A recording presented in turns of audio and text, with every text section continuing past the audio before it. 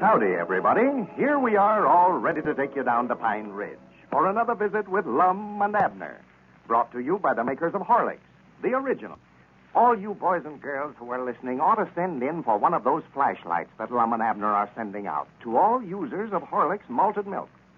Just think what a lot of fun you could have with this flashlight. I know that Dad and Mother will be glad to send in for one for you. To get one of these shiny aluminum flashlights, complete with bulb and batteries, here's all you have to do. Send in the wrapper from a package of Horlicks malted milk powder. Remember now, boys and girls, must be a wrapper from a package, any size package, of Horlicks malted milk powder. You can't use wrappers from packages of Horlicks tablets. Well, write your name and address on the back of that wrapper and send it, along with 10 cents to pay for packing and mailing your flashlight, to Lum and Abner, care of the station to which you are listening. You got that? Then, Lum and Abner will send you one of these handsome and powerful flashlights, complete with bulb and batteries. Ask Dad and Mother to send in for your flashlight right away, tonight, before they forget it. You can get Horlicks malted milk powder, either natural or chocolate flavor, at your druggist, if you don't already have a package in the house. And now, let's see what's happening down in Pine Ridge. When Lum conceived the idea of having Abner pretend that he'd been in an automobile accident to gain his wife's sympathy and get him back in good graces at home, little did he realize that he would have to do the work for both of them at the office. So as we look in on Pine Ridge today, we find the old fellows down at the empty store building. Lum is busy going through today's mail, while Abner looks on. Listen. Wish I could help you there, Lum, but I can't do nothing with these arms in a sling this way. Yeah, of all the things we could have thought up to have wrong with you, we had to make out like your arms was broke. Yeah. I've got to do all the work, and you just sit around and take things easy. Well, now, it was your idea.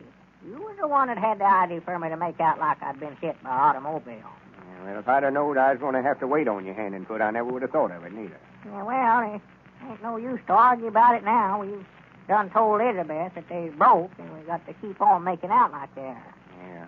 If she ever was to find out that we just made that story up, why, ain't no telling what she would do. About whip us both, that's about what she'd do. Yeah, maybe you better keep your arms in a sling for a while yet, anyway. Yeah, sure.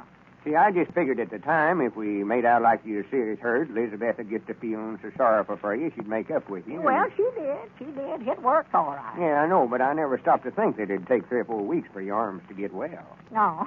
Well, I never neither. She'd be mad enough to bite if she knowed we'd been fooling her, wouldn't she? Me. Well, of course, she'd be mad over that, all right. But if she knowed that she'd been waiting on me, feeding me and all that, and me just laying up there in bed when there weren't nothing wrong with me, she'd just about pull that house down right on top of it. Well, I can tend to the matrimonial business and sending out these flashlights, all right, but Granny's, I want you to have them bandages off of your arms every the time we get the store opened up. I ain't going to wait on all the customers by myself. I can tell you that right now. Yeah, I was just thinking last night, Lum, if they don't get well by the time we open up the store, well, maybe I could just be the president, and all I'd have to do is just sit around and sort of boss things. Be the president? Yeah, I could be the president of a new store, you know, even if my arms was still broke. Abner, have we got to have another argument about who's going to be the president? Well, no, I don't know that we have to have an argument. Well, good. I'm glad to hear it. All we got to do is just decide right now that I'm going to be it, and then we get ready to open up for business, why, it'll all be settled.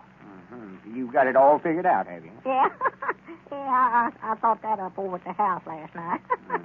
Well, you better go on back over to your house and do some more thinking, for you ain't got it right yet. I ain't. I've always been president of the Jot Em Down store, and I aim to keep on being. Yeah, well, Lum, that's just the reason that I'm going to be it this time, too, because you've always been it. What do you know about being president? Nothing. How much experience have you had? None. Who's the best qualified for the office? I am. Well, here, wait a minute. If you're going to ask the questions and give the answers both, well, I ain't got a chance. That ain't no way to have an argument. I ain't trying to have no argument. I'm just telling you so you won't be disappointed. You may as well get that idea out of your head right now. I'll be the president. Yeah. You may be the president, but I ain't going to get the idea out of my head. I'll tell you that right now. I guess I got all the say-so about that. Yeah. Best thing to do is just let it go for right now. When the time comes, I know you'll see the light. See the light. Yeah, you'll have time to think it over careful and forget yourself and think of the good of the Jot 'em Down store. Yeah. Well, I went through all this mail here now. We've got 256 letters here wanting flashlights. 256. Yes, sir. Well, I just been waiting till you got all through sorting them now. Waiting? Get busy eating them. Eating them? After you said yesterday that you'd eat every letter that them friends of mine sent in, I want to see you do it. Well, here, there ain't no way of telling whether these letters come from that announcement you made yesterday or the one I made the day before. Huh? I ain't going to eat them unless they say on there that they wrote in because they heard you talking on the party line. Oh, just backing out on your word, huh? I know. I ain't a backing out. I knowed you wouldn't get no letters, Abner. That speech you give yesterday more likely kept more folks from writing in than anything else. Backing out. That's what you're doing, just backing out. Why, they never even mentioned your name in the letters, not one of them. Or did they say they heard your announcement? Well, no, they never come right out and said so, but I know in reasons that's how come them to write in. Yeah, natural, you'd claim it. Well, I wish they'd have put on there what you heard. If I wouldn't make you eat a flock of them, my name ain't Peabody. You think all these folks wrote in just because they heard your announcement on the party line? Yes, sir. Most of them. Oh, sworn to goodness, Abner. You sure got a good opinion of yourself, I'll say that. Hear your tell of it, you ought to make all announcements. Well, that ain't a bad idea. We get a heap more orders for them flashlights, I'll say that. All right. If you think you're so smart, I'll tell you what I'll do, just to show you which one of us is the best at out loud talking. What's that?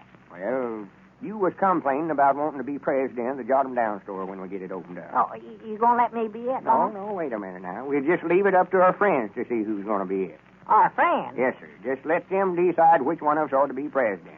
Just make an announcement over the party line and tell them when they send in a robber for one of these flashlights just to write on the back of it which one of us they want to be president. Oh. If they want you, why, they can write Abner. Yeah. If they want me, they write Lum across it. And then we'll let each one of them robbers count as a vote. And the one of us that gets the most of them is elected to the office. Well, that's fair. Why, of course it's fair. Yeah, it's just fair enough. I'll just take you up on that proposition. Fine. All right, I'll just make an announcement over the party line right now, then. Tell everybody about it. Well, here, wait a minute. How about me making an announcement? Well, all right, we'll both make it then. Yeah. I'll get them on the party line. Yeah, I want to be sure and remind them to vote for me. Now, wait a minute. We ain't going to have none of that going on, Abner. We'll just plain it to them and let them decide themselves which one of us they want to vote for. Ain't going to have no mudslinging in this campaign. Huh? I say we ain't going to have no mudslinging. Ain't going to throw mud at one another. Well, whatever give you the idea I want to throw mud on you anyway, for goodness sake. I never said nothing about throwing mud on me. I said we're not going to throw mud at one another. Well, how are we going to throw it at one another without getting some of it on us? We ain't going to miss every time, Lum. I know that. I can throw straight. I ain't talking about real mud, Abner. Well, I never seen no other kind. Mud's mud to me. What I mean, Abner, we don't... Wait a minute. Folks is listening. Oh. Don't get to hear us arguing about No. Hello? This is Lum and Abner talking. And Abner Peabody. I just wanted to tell all you folks out there on the party line that me and Abner is having a sort of a contest to see which one of us is going to be president of the Jot 'em Down store when we get it opened up. Yeah, vote for me. Wait a minute, Abner. Huh?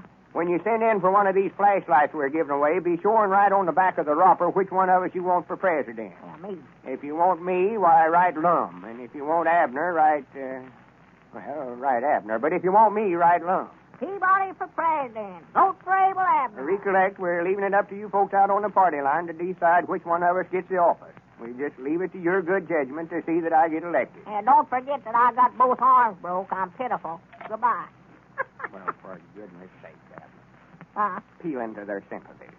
If I catch you pulling a stunt like that again, I'll fix you to where you can call them up and tell them you got your neck broke, too. Well, I just want to get all the votes that I could. Yeah, you store into them when you done it, too. Huh? Your arms ain't broke, and you know it. Why, Oh, no.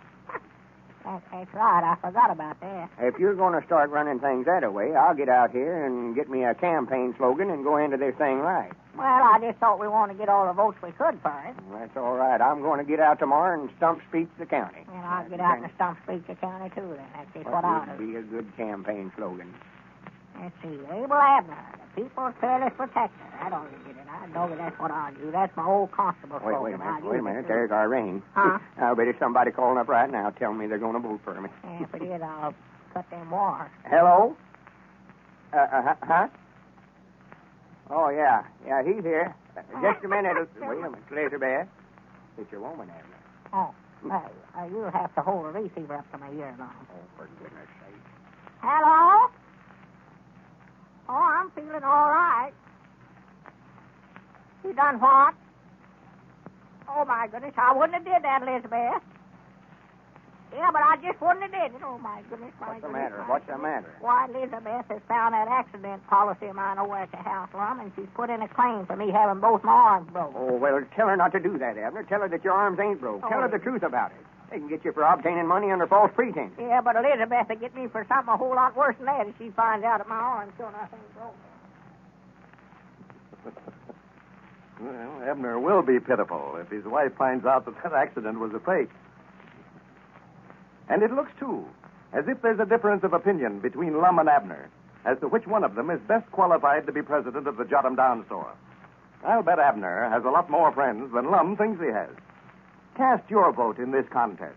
And at the same time, get one of these handy little pocket-sized flashlights, complete with bulb and battery. It's a really useful article, folks. A 75-cent value, for that's what it would cost you if you bought it in a store. But all you have to do is send in the wrapper from any size package of Horlick's malted milk powder. Must be Horlick's malted milk powder. Wrappers from packages of Horlick's tablets are not eligible. Write your name and address on the back of this wrapper and mail it, enclosing 10 cents to cover the cost of packing and mailing your flashlight, to Lum and Abner, care of the station to which you are listening. And send in your request right away, folks. Do it tonight. Lum and Abner want to hear from their friends as soon as possible. This is Carlton Brickard, speaking for Lum and Abner and Horlick, who now bid you all good night and good health.